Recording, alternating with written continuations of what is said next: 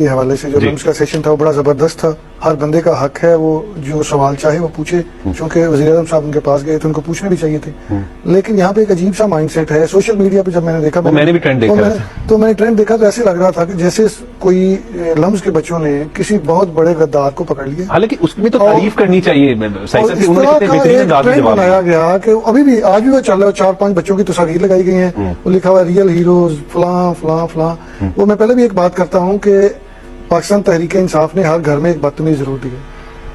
مسئلہ یہ ہے کہ آپ یہ نہیں دیکھ رہے کس طرح کی بات کر رہے ہیں, کس طرح کے سوالات کر رہے ہیں. یہ چھوٹے بچے ہیں, آپ ان کا کس طرح کا مائنڈ سیٹ بنا رہے ہیں. ٹھیک ہے, انہوں نے کوشچن پوچھا ہے, ان کا رائٹ ہے, ان کو جواب بھی مل گیا. شاہی صاحب کہنا چاہتے ہیں کہ چیئرمین پی ٹی آئی نے جو نوجوانوں کی بچوں کی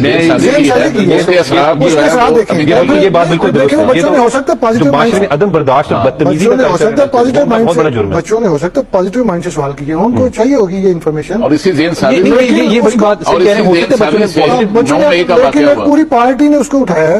سوشل میڈیا پہ اس کو پورا ہائی جیک کیا ہوا ہے. اور آپ سوشل میڈیا پہ دیکھ لیں, آپ لوگوں کے اسٹیٹس چیک کر لیں, آپ کسی بھی فورم پہ چلے جائیں تو ایسے لگتا ہے جس طرح مجھے یاد ہے کہ اللہ تعالیٰ درجات بلند کرے. وہ جو اے پی ایس کا واقعہ ہوا تھا اس طرح تصاویر لگی ہوئی ایسے فریمز میں اور کہا گیا یہ ہے ہمارے ریئل ہیروز. یہ بھائی یہ ریئل ہیروز ہیں, ہم آپ کی بات مان لیتے ہیں, تو اس کا مطلب ہے جو بندہ بدتمیزی کرے گا آپ کے مطابق وہ ہیرو ہے. لیکن اس کے جوابات بڑے بہترین انداز میں اتنے کانفیڈنس سے پی ایم صاحب نے جواب دیے. میں کل وہ دیکھ رہا تھا, انہوں نے تو بڑے اچھے طریقے سے ان بچوں کو اس طرح سمجھایا جس طرح بندہ اپنے بچوں کو